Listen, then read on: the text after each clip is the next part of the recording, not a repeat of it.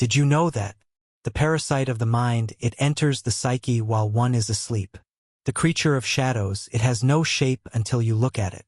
The one born of dreams, but it feeds on fear and guilt. Is this all Alfin? What is Alfin? Alfin is a being spoken of in half-legends and whispered rumors. The earliest mention of Alfin was found in a fragment of a 9th-century German chronicle. A pale shadow crawled from the eyes of the sleeping and spoke in voices heard at birth. Scholars long believed this was merely a poetic description of a nightmare. But later, monastic archives in Westphalia revealed further descriptions. Sleepers whose hearts stopped without a trace of violence. People who died with distorted faces, as if they had seen something unspeakable. Children who awoke with hair turned white. All cases were linked to the night spirit, Alfin. According to the old German ballad Die Schattenkron, the Shadow Crown, Alfin was once one of the ancient light Alban, beings akin to elves, before the age of humans. They dwelled in the upper light, on the edge of worlds, feeding on harmony. But one of them, Alfinus, looked upon mankind with envy. They feel so deeply, they suffer so beautifully. He became obsessed with mortal emotions. He began to meddle in dreams, in desires, in memory. The gods of light exiled him. He fell through the light, leaving behind his name, his form, and his voice. Thus he became Alfin, not a shadow, but the reflection of fear. But why is he feared? Alfin does not break down doors, does not scratch at windows, does not rend flesh. He comes when you fall asleep, steals your most intimate memory, replaces it with false pain, feeds on how the mind unravels from confusion. Victims of Alfin often weep for people they've never known, are convinced they are guilty of something terrible. Hear a whisper, "You forgot, but I didn't." According to legend, Alfin may dwell in homes long uninhabited, in schools marked by violence, in old hospitals, especially psychiatric ones, in rural areas where mirrors are never placed across from beds. Some say he appears most during the full moon, when dreams grow unusually vivid. In 1614, in Bavaria, a young man claimed a faceless being visited him nightly, watching him with its voice. He stopped speaking. A week later, he vanished. Only a scorched pillow and a note remained on his bed. "I see you, in you." But how does Alfin work? According to legends, Alfin never forces entry into the mind. He waits for an invitation. Such an invitation may be a hidden sense of guilt, a fear never faced, a dream in which you seek someone long gone. Once such emotions stir, Alfin recognizes the scent of the soul and begins weaving the replacement. Folklorists and occult chroniclers divide Alfin's influence into stages. 1.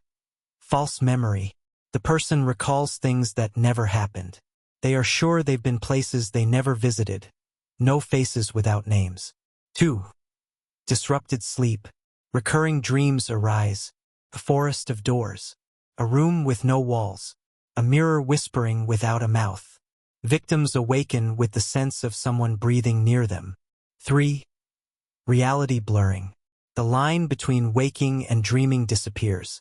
People speak with the dead in sleep, awaken in strange clothing, fail to recognize their reflection. 4. Displacement. Alfin fully suppresses the will. The person lives as if normal, but their speech becomes odd, movements jerky. They stare into space, as if listening to something beyond the senses. The Göttingen case, 1849. University professor Emmerich Blau worked on a manuscript titled Dream as the Mirror of the Soul. He studied recurring dreams among his students. 3 of them, who never spoke to each other, described the same dream, a room with 9 mirrors. From one emerged a faceless figure who said, "You became me, and I was you." Blau continued his diary.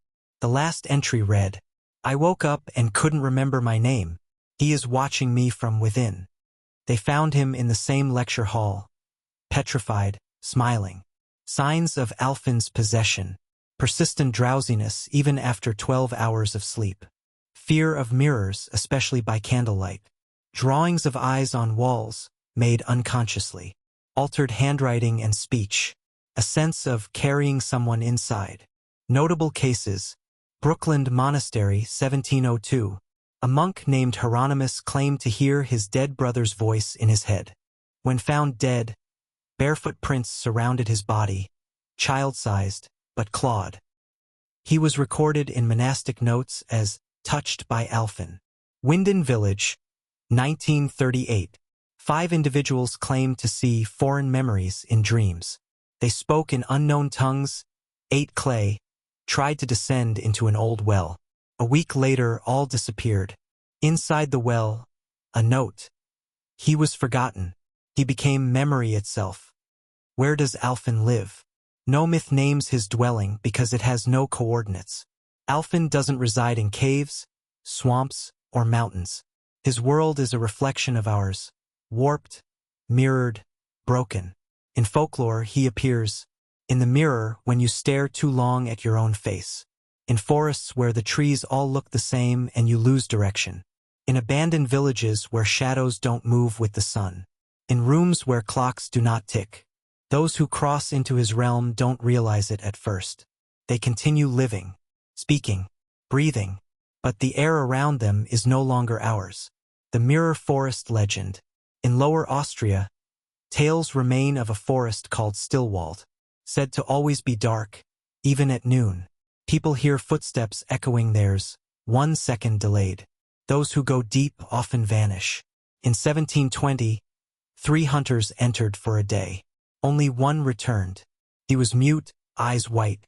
On his chest was etched, "He took my face." Elmstein Disappearance, 1919. Tiny village, 43 residents. After World War I, a folklorist visited to collect local stories. A week later, all contact ceased.